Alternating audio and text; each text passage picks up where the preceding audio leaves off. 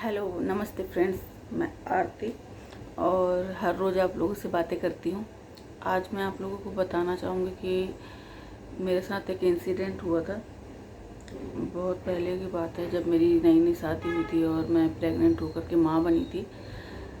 और मुझे इनके बारे में जब मुझे सेकंड टाइम पता चला था, फ़ोन पे मैंने इनके किसी लड़की के साथ चैटिंग करते इन्हें मैसेज देख लिया था मैंने, और मुझे ये पता चला था। तो उसके बाद से फिर वैसे तो मैं पहले ड्रिंक नहीं लेती थी। और जैसे कि शादी को हमारे 5 साल इतना लंबा टाइम लगा। उसके बाद जब हम मिलते थे तो पहले स्टार्टिंग में तो ये अकेले बियर पीते थे हमेशा। हम बाहर जाते थे, घूमते फिरते, मिलने कहीं पर भी, इंडिया गेट, कुतुब मीनार या आईआईटी पार्क, सेंट्रल पार्क, जहाँ भी हम घूमने जाते थे। तो फिर नाइट में ये छोड़ने से पहले मुझे मेरे साथ एक बियर पीते थे और हमेशा मुझे भी बोलते थे कि थोड़ा सा तुम्हें पी लो। कई बार तो मैंने मना किया, उसके बाद फिर कई बार मैंने भी बोला कि लाओ मुझे टेस्ट कराओ, और मैंने 1-2 सिप लिया। उसके बाद फिर धीरे धीरे मैंने थोड़ा सा ज़्यादा लेना शुरू किया। तो मतलब मुझे कोई आदत नहीं थी, ना मुझे कोई लत लगी थी ड्रिंक करने की, बट हाँ थोड़ा इनके साथ कर लेती थी।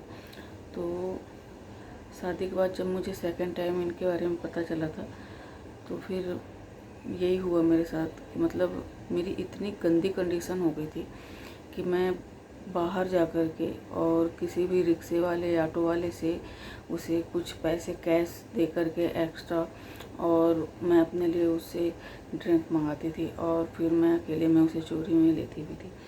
फिर एक दिन मेरे साथ क्या हुआ कि तब हमारी फैमिली साथ में थी और मेरे मम्मी पापा यानी कि मेरे जो सास ससुर थे वो भी हमारे साथ ही रहते थे।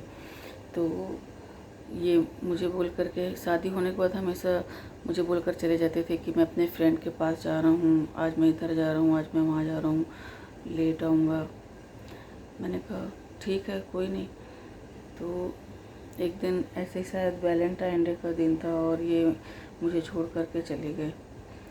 और मैंने इनके फ़ोन पे जैसे कि मैसेज भी देखा था, तो फिर मेरा दिमाग घूम गया और ये शाम को निकले यहाँ से 5:30 बजे के आसपास, और इनके पीछे 6 बजे मैं भी निकली थी। और मैं ये तो नहीं कहती कि मैंने इनका पीछा किया, मैं इनके पीछे पीछे गई, मैंने इन्हें किसी के साथ देखा, ऐसा कुछ भी नहीं।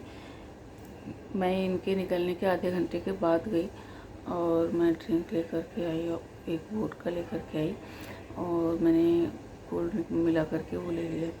उसके बाद जब नाइट में मुझे 9:30 रोटी खाना बनाने का टाइम हुआ, तो जैसे ही मैं रोटी सेकने के लिए वहाँ जा कर के रसोई में खड़ी हुई, तो आप सोच नहीं सकते कि मतलब मैंने इतना ज़्यादा, मतलब वो सारा मैंने कोल्ड ड्रिंक में मिला करके ले लिया था। और मैं रोटी बनाने के लिए वहाँ पर खड़ी हुई तो एकदम से चक्कर खा कर गिर गई। और मेरे मम्मी पापा, जैसा कि मैंने आपको बताया, मेरे सास ससुर थे, वो भी घर पे थे। तो वो डर गए एकदम से, वो सोचने लगे कि क्या हो गया, इसे चक्कर कैसे आ गया लड़की को, ये वो करके वो डर गए। उन्होंने फ़ोन कर दिया इनके पास, और फ़ोन करने के बाद फिर वैसे मैं चक्कर खाकर गिर गई और गिर करके संभल गई। मतलब मैंने बोला कि कोई नहीं, मुझे थोड़ा गर्मी लग रहा है, मुझे बाथरूम में नहाने जाना है। और फिर मैंने सावन लिया, नहा करके आकर के थोड़ा रेस्ट किया। उसके बाद आप सोच नहीं सकते कि मतलब मुझे इतना डर लगा कि अब ये क्वेश्चन आंसर करेंगे कि मतलब चक्कर कैसे आ गया, कहीं इन्हें पता तो नहीं चल गया मेरे ड्रिंक के बारे में। 100 सवाल मेरे दिमाग में आने लग गए।